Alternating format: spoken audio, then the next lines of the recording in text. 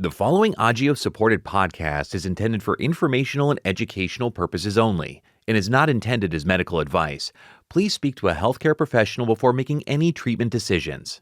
The guests on today's show were paid to participate in this podcast. Hey Thal Pals, it's your co-host NinaMaria. Today we have a very special episode on building connections in thalassemia that we recorded live at the TIF Pan American Conference this summer. At the conference, we learned about the latest updates in Thal care and reflected on how progress in thalassemia has been fueled by connections between patients, families, healthcare providers, and researchers. Speaking of the latest updates in thalassemia, I have an important announcement to make for folks in the Thal community here in the U.S. The U.S. Food and Drug Administration has approved a new treatment for adults with alpha or beta thalassemia. Go to thalassemia-treatment.com to learn more. You can also access the link in our show notes. Okay, now let's jump into the episode and hear the perspectives of three incredible women across the Americas as they express the importance of connections and building a network of support when it comes to navigating Thal. Agios is a biopharmaceutical company that's fueled by connections with patient communities, healthcare professionals, partners, and each other. Building on these connections and the company's unmatched leadership in PK activation, Agios is pioneering therapies for rare blood disorders, including PK deficiency, thalassemia, and sickle cell disease. To learn more about thalassemia, visit rethinkthalassemia.com. To join the conversation with other patient allies, follow us on Instagram at Ally Voices Rising. That's Ally, A-L-L-Y, Voices Rising.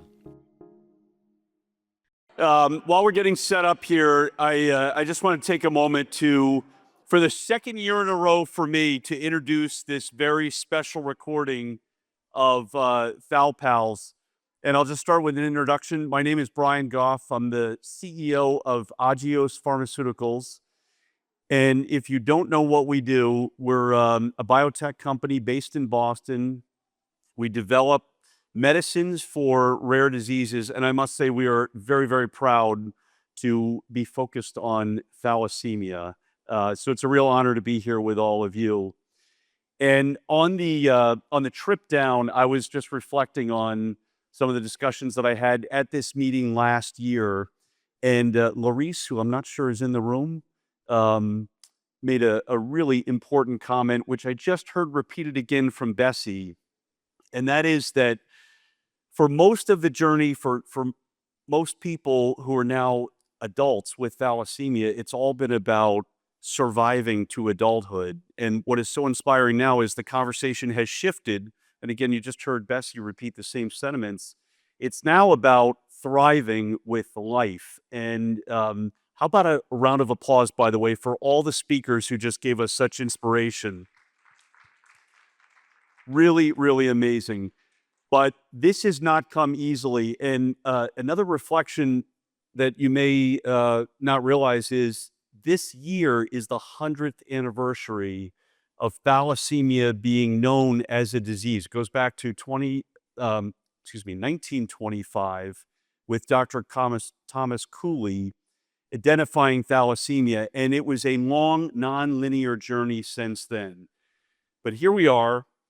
The reason we have made such great progress is thanks to the voices of the community, the advocacy of the community, and that is what's so special about the continued work of Thal Pals. So at Agios, we have this saying that we say it all the time inside the company, and that is that we are fueled by connections. And those connections to us are very special, they're fragile, and I just want to take a moment to say thank you to the whole community for allowing us to have your trust, to hear your stories, to learning from your strength. And it is so appropriate that today's Thal Pal podcast is focused on the power of connection. So I'm going to take this opportunity to bring to the stage the fabulous duo of Dr. Kevin Kuo as well as NinaMaria. So I'm going to turn it over to Kevin to kick us off. Let's give him a big round of applause. All right, a huge thanks to Brian Goff, the CEO of Agios, for kicking us off. This is a very special live session of the Thal Pals, the Alpha Beta Revolution, live at Washington, D.C., the TIF Pan American Conference. We're your hosts. I'm NinaMaria Badalamenti, Thal Pals, advocate and proud community member. And I'm Dr. Kevin Kuo, a hematologist and a fellow Thal Pals, in this very special journey of connection, education, and empowerment. Today's episode is called Building Connections in Thalassemia. And we're thrilled to be joined by three incredible voices from across the Americas. Radhika from the US, Rafaela from Brazil, and Florencia from Argentina, sharing their lived experiences as patients and caregivers. Now, let's dive into these powerful stories and conversations that reminds us just how special, strong, and global and united our thalassemia community really is. Now, before I do that, though, what I'm going to ask is each panelist to introduce themselves. And remember, I promise you guys are going to have a special question. That is to tell us what is your favorite landmark in DC? Jeez. Radhika. I starting? You start. Okay. Hi, my name is Radhika, and I am from Long Island, New York. I am a fellow thalassemia warrior, transfusion-dependent thalassemia. My favorite landmark in DC would have to be, I guess, the Washington Monument. I have lots of great childhood memories going there and watching the fireworks on 4th of July. Hi, I'm Rafaela. I'm from São Paulo, Brazil. I'm 30 years old and I have blood transfusion dependence thalassemia. And my favorite landmark, I don't know, I've just got here, but I really enjoy the Cheesecake Factory. I went to have dinner there, which was nice. You should try. Hi, I'm Florencia. I'm Gianluca's mother. I'm from Argentina. He's 10 years old. He's a patient of beta thalassemia. And I don't know because I have just arrived, but I would like to try the Cheesecake Factory. All right. Well, we're going to start by asking each of you what your relationship with thalassemia has been like and what the experience has been like for you and your family. Florencia, you want to start? Oh, I am a bit nervous because it's not my English. I don't. Okay, take your time. Well, I remember the day we found out that my son had a blood disease. I think that was the day my husband and I cried the most. We were in our car after we left hospital. We were crying a lot.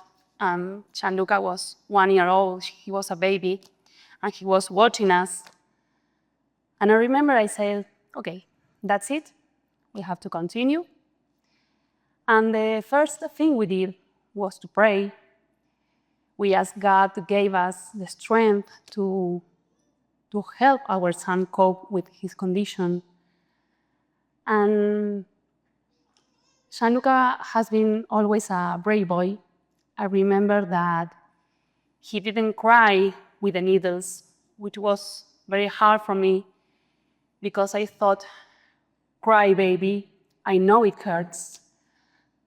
But I think that strength helped us to keep going. Then after a few years, I was pregnant. I had another son who's called Giovanni. He has not this condition, but I think that Gianluca made us easier things because he was always, he never complained about going to the hospital. And I remember first we went to a private hospital, but then we started having some problems with blood availability, so we changed to a free public hospital, which is called Garrahan's Hospital, which is a huge hospital. And this was a huge change for our family because we didn't feel as isolated as the first years. So for me, it was a great change for our family and for Gianluca. And I don't think it was a difficult part for us being with thalassemia. So I don't know. Thank you. Rafaela? So my history with thalassemia started even before I was born because my parents were trying to get pregnant and they discovered that both of them have the minor thalassemia. And then there was this possibility for a child to be born with thalassemia. And here I am now, you know.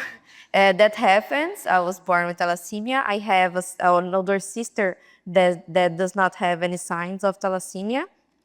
And I was diagnosed with 1 year and 2 months old, and I just started the treatment. I'm from the countryside of São Paulo State, a city called Ribeirão Preto, and I started the treatment there in a public hospital. It's the hospital of the best university in Brazil, so I was in good hands. It's a free hospital also, and I have all my medicines and all the blood transfusion for free.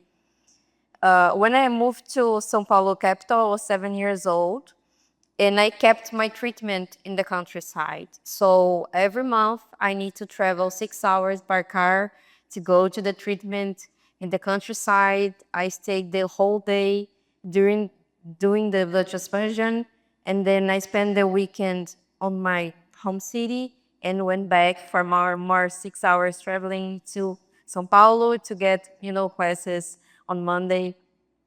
So when I entered college, I was 18, and I was investing all my energy in college activities. So I had to change my treatment to São Paulo capital.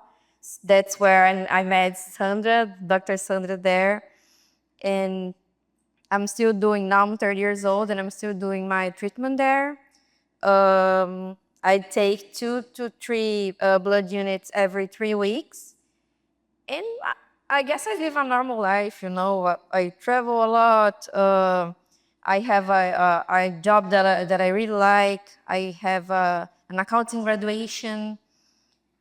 I did, English, Spanish courses, a lot of things normal people do because I like to say that this is the only life I know how to live. This is my life. I have thalassemia, so I try my best. So my life, like Rafaela's, began way before I was born. My parents had an arranged marriage back in India, which was common at that time. And they both came from families that were very healthy as far as they knew. So finding out that their first child, my brother, had thalassemia came as a complete shock to them. They were unprepared. They were just flabbergasted. And they were fairly new immigrants to the United States. But they figured out a way to make it work, and they took care of him the best that they could, which at the time, because my brother was born in the 1960s, meant just transfusions. So they, from whatever little they knew that his lifespan wasn't going to be long. And unfortunately, after a splenectomy, he got an infection and passed away at 7.5. At that time, my parents were pregnant with me, and even though they had been counseled about the risks, they were fairly confident I would be okay. So when I was born and my mom took one look at me, and this is just 3 months after my brother had passed, she knew right away I had the same condition. And she was heartbroken and devastated because they had just lost their son and they were still grieving him. So my dad said, okay, that's it, no more kids. We're gonna focus on her and we're gonna try to give her the best life possible. And I have to say, I've always said my life is one of being at the right place at the right time, because my brother got diagnosed through the help of my mom's sister, who was a doctor. And then after my diagnosis, that same aunt, who lives in Bethesda, happened to be going to a continuing education credit at the National Institutes of Health, which is just down the road from here.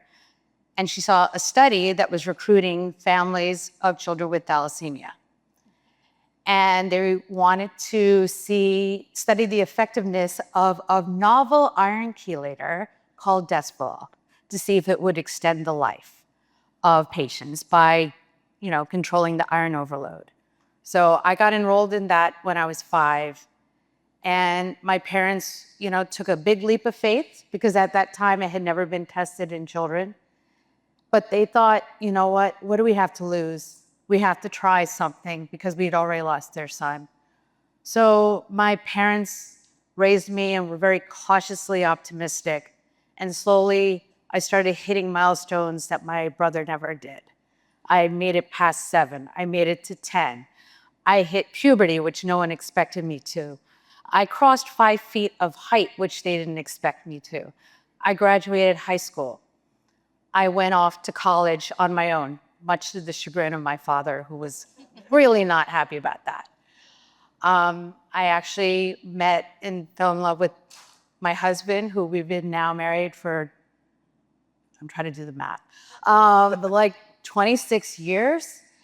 I went to graduate school, I became a genetic counselor, and we have a daughter, which we were able to conceive naturally. So all of these milestones that my parents were too scared to even consider a possibility, I slowly hit, and it was great. So despite the challenges in the beginning and the loss of my brother, I was able to slowly live a life that no one expected.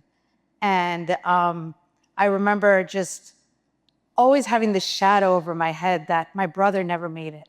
So I had to do it. I had to be adherent to the chelation.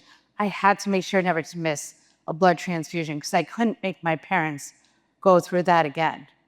And it's just amazing to think that I actually hit another milestone just in May that I never, ever dreamed possible. I turned 50. So while I think it was said earlier today, thalassemia has certainly shaped my life, it has not defined me. And I'm grateful to be here today. And I hope you all feel the same way, that this is just part of our life. Lovely. Thank you, guys. Well, Diti, thank you very much for sharing your personal stories with us. So I'm going to move on to the next question. And this one is about being open. Have you always been open about having thalassemia, or in Florencia's case, your daughter having thalassemia, and so your son having thalassemia? And if not, what changed and how did others react when you told them? Maybe we'll start with Rafaela. Yeah, well, I'm not open at all. I do not tell people. I decided when I moved from the countryside to São Paulo, I decided that I was not telling people that I had thalassemia because I was new in town. I was new at school. I didn't want to be like I don't know. Kids can be me sometimes. I didn't want to be different from them. And it's a tough decision for a 7-year-old girl. But then I decided that only like key persons would know about the thalassemia, like the school principal, some teachers, my leaders at work, they always knew. And I'm lucky that they understand that. So now that I'm 30, I decided to like start talking to some friends. So I have some friends since I was born, like since I was a child that don't know that I have thalassemia. And I want to be wrong. I want people to support each other and respect each other in our differences. I try to, as I said, I try to live a normal life. I just need sometimes, I need to skip work, yeah. But I think I'm not here it's a safe space. I feel comfortable here talking with you guys. And I'm sure that this podcast is a challenge for me. And from now on, I want to be more open, like the girls here and like everyone here that I was talking today, because you guys are so inspiring. So I try. And thank you for that. I think, thank you for your courage and being on this podcast and coming up here. I know from personal experience as well that it's not easy being open. Like I, much like yourself, my whole childhood was very, very quiet and hidden about it. And the more I go on as an adult, the more I try to be open about it. But I think it's all in your own journey. And I think I can speak for a lot of us who have become a little more open about it, that it's a breath of fresh air to realize the reaction that you do get. So thank you for that. And Radhika? So I was not always open about my thalassemia. In fact, I was not allowed to be. So I grew up in the 80s, and as you guys may know, that's when HIV/AIDS came to the forefront. So my father was really, really scared that if people knew I had a blood disorder and I was getting blood, that I would be discriminated against and I might be thrown out of school and people might just not want to have anything to do with us. So I grew up with a very strict need to know basis. If you needed to know, that's when you got this information. And as far as he was concerned, if you didn't have an MD after your name, you didn't need to know. So that meant none of my friends, the majority of our family didn't know. The only exceptions to that was that same aunt who helped me get into the trial, her husband, her 2 kids, and my mom's parents. That's it. No one else knew. I mean, to this day, my best friend in high school didn't know. I only told her way afterwards, and she actually was frustrated. She said, "Why wouldn't you tell me?" I said I wasn't allowed to. And I grew up that way, and it's isolating, and you feel like I'm the only one. And it didn't help that also I grew up in places where I was the only patient. So I didn't know anyone else going through my journey. But I understood why he did that. All he wanted me to do was have a normal life and be treated like everybody else. So it wasn't something I was open about, and I respected his decision to be quiet about it. But then I went to graduate school, and I'm a genetic counselor, so we're talking about all these different conditions. And I got it in my head that I needed to share with my classmates. I'd never done that before. And I asked our program director, I said, "Can I tell my story?" Because P.S., I used my diagnosis to get into graduate school. I said, who better to be a genetic counselor than someone with a genetic condition? It worked. So I said, I'd like to share my story with my classmates. And she's like, "Go ahead." And at that time, I was married, and my husband actually came to be there to support me because I was so nervous. I said, what did I agree to do? And so my friends all said, "Oh, is he giving a talk on like finance?" And then I went and I shared my story, and I cried and I cried and I told them everything. And at the end, they all came and they gave me all this love. And then I got emails and messages saying like, "This is my secret. This is something I've never shared, but I want to tell you because you were so brave to tell me." And then I learned there's power in sharing your story, because even if someone else doesn't have thalassemia, they have something else that they don't want to share because they're similarly worried, how are you going to respond? And so since then, I've slowly become an advocate and taken steps. And now it's not the first thing you're going to know when you meet me, but it's not something I'm ashamed of. And I'm not saying you are, but it's something that I'm like, yeah, that's just a part of me. You have questions, I'm here to answer it. But I'm just like you, and I really do think that the more we learn to be open, the more we're going to break the stigmas and we're going to break the fears people have, because I think that's what it all comes down to. People don't know about it, so they get worried. But if we explain what it is, then we end up actually getting empathy, which is, I think, a great thing. And Florencia, as a mother, Yes. open about your son's diagnosis? Yes. I always been open about talking about my son's health. I'm a person who needs to express emotions, but it wasn't for my husband. He didn't want to talk about with most people. He didn't want people feel sorry for my son. And so Dushan, he asked me not to mention it at school. But when we changed hospital, I said it was a huge hospital with plenty of children with different disease. I think that he started feeling that he wasn't the only one. So one day, the headmaster of the school called me to tell me she was very moved that my son was in front of his class telling about his transfusions, about his, I remember the children asked him if he hurts, what about the needles? So he was stand in front of his class with a teacher explaining about his health. And I think that it was a breakthrough in our family because my husband started talking more about this. Gianluca started talking more about this. And it was a beautiful because Gianluca's school started that year a donation campaign. This is the third year we are doing the blood donation campaign in his school.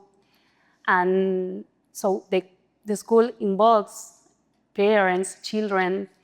I remember last year when in the donation campaign we made, was a mom who she told me that her boy asked her to go to donate for Gianluca.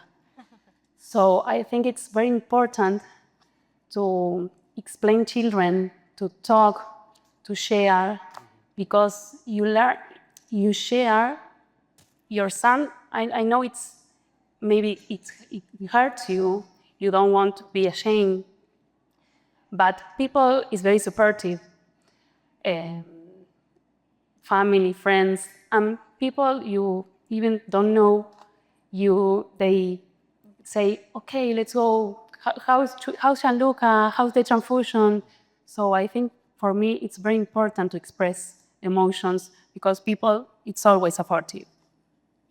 Florencia, I want to know what it was like after going through this journey with your son and your family, being reserved about it, understandably. What was it like to hear that your son was so comfortable and confident being open about it to his whole class? How old was he? I think it was 7 years old. Wow. 7 years old. Wow. That's impressive. Yes. And what did that feel like as a mom? And every year, and that it is very important, it's growing up the people who's coming to donate to a campaign. And it is because the children talks at home about the importance of this. So for me, it's beautiful. And Gianluca, now he wants to talk in front of all the schools, not only the class. So for me, I am very proud of it. Thank you. As a thalassemia healthcare provider, I often want to advocate for my patients, in the form of writing letters for them to ask for accommodations, of course, without mentioning the diagnoses or the particulars of the treatment. But even that is very difficult because I have patients who are very reluctant to even tell their employers or their friends that they need that time off to get transfusions or to go for the MRIs and so forth. And it becomes very debilitating often. And I, as a healthcare provider, feels very trapped because on one hand, I really want to help them. I really want to advocate for them. On the other hand, I want to respect their privacy as well. Yeah, I think the social aspect of it plays a huge role in all patients' lives, and I think it's never easy, but it gets easier the more that you grow your circle and, become confident in that community aspect. And in terms of work, though, I think it also helps when you start to develop that relationship. Because when I was working back before grad school and I was doing research, I needed to leave by a certain time to go make it back to Boston to do my transfusions. And I never told anybody. And I would, like, at whatever time I could, I'd run out the door. And I remember the head of the lab used to not like me very much because she thought I was trying to sneak out very time. And at some point, I had been there for a while, and she came to me and we started talking. And she's like, you're always in a rush to leave. And I'm like, well, it's because I have to go for a blood transfusion. I have this disease called thalassemia. Do you know, after that, she started to learn my schedule, and she'd be like, don't you have to leave for your transfusion? Aren't you going to be late? I'm like, it's not till 3. She's like, just go early. You might beat the traffic. So I think, and it's scary to do that. And I know you can appreciate that, but I think I had to really get to that comfort. Like, what do I have to lose? Let me say it and see. And since then, the other day was on a work call, and my program director's like, are you okay? Because I was doing it while getting blood. I was doing a Zoom call. I said, excuse me, they have to take my temperature right now. She said, that's fine. Whenever you're ready, come back on the call. So I've learned that people are actually more accommodating, but it's really frightening in the beginning because what if they're not? Absolutely. I think the workplace especially is a sensitive area to share, but I've had a similar experience with a coworker who thought I was always taking Fridays off to have a long weekend. And I finally opened up to her, and, just the more people understand, they don't have to fill in the blanks. So Yes. then they know and they realize, oh my gosh, of course, they're understanding about it. So I think I take Thursday off too. I know, right? It's a balance, but I think it's really helpful the more informed you are. Rafaela, I want to ask you, you mentioned that you had started opening up to your close circle. Who are those people for you? Who is your support system when it comes to, thriving with thalassemia? I guess first of all, my family. When I was 18, I started to treat myself up. My mom and my dad were not on the transfusion with me anymore. So, but then until now, I'm 30 years old, and then I text them my hemoglobin of the day. Oh, it's 10.4, nice job. So my parents and my partner there filming me. He's always supportive. When the past year we went to Europe, and at the end of the travel, I was super tired because I needed to get his transfusion. And he was like, oh, no problem. We can Uber to the airport. No problem. We're not going to get the train. And I know he didn't want to get the train, but yeah. So I think it's important, this social circle that you can trust. My leader at work, I just tell him, oh, I'm going to be off this morning. And he does not ask anything. He's just say, go there and have luck. And when you come back, just let me know. So I think, I told that a lot of friends that I have since I was a child does not know. But when I became an adult, I started telling some people, and they actually they react pretty good. The first person I told was a friend of mine, Maria, and I was crying a lot, and then why? And why? So I think it will be a challenge for me. I'm going to share with them this podcast, of course, so then maybe I can open up after this. That's awesome. I love that you share your hemoglobin with your parents. Me and my dad like to play the guessing game. We both put a bid in it what my hemoglobin is each one. And Radhika, I want to ask for your sage advice, given the fact that you've lived with thalassemia for 50 years now. Don't say it like that. I normally don't be happy about my age, but my husband cannot wait. He tells everybody, she's 50. Can you tell her she's 50? Well, now it's going to be out in the public. know. You know that. It's like public domain. As long as I don't look it, that's fine. What have you learned from the thalassemia community, whether it be patients, other caregivers, families, healthcare providers, like advocacy organizations? You know, I've learned a few things. One is don't set limits on yourself. You know, we each move at our own journey, we move at our own pace, but don't say, well, I have thalassemia, so I can't do that. I've been so impressed by members of our community who are doing so many things. I remember seeing, I think his name is Ben Lee, who ran the New York City Marathon. And I'm like, oh, now I can't say I can't run because he ran a marathon, you know? I grew up not thinking I could have a child. I had a child, you know? I see people accomplishing so many things. And I realize, you know, we just have to figure out a way to work around our transfusions, and we can thrive. And the way we do it, though, is through support from one another. And I've learned that. It was really hard growing up for 14 years not knowing a single person with thalassemia and having to be so quiet about it. But once I met other people, including my dear friend Janine, who's over there, who I've known since I think I was 20, so God, like 30 years we've known each other. I say I have blood sisters and blood brothers and people who just get it when you're having those days. And it's that community that builds you up. But I've just learned that, you know, and we also have to give ourselves grace because our bodies sometimes does cause us to slow down when we want to do so many more things. And it's okay. It's okay to say, you know, today I'm a little tired. You know, maybe my count's not as high as I had hoped it to be. And, you know, yeah, I have to say no to this because I have to go for my MRI. But it's okay. You do the best you can. And you have to really, though, work with your doctors and, you know, listen to them. I mean, if I hadn't been so adherent to my treatment so early, I don't think I'd be sitting here, you know? And so I've learned to believe in science and believe in my community and believe in myself. And I think, like I said, thalassemia is one part of me, but there's so much more.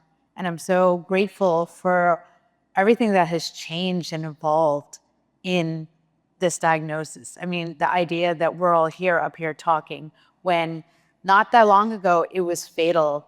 Generally, you never heard of anyone that crossed 20 with it.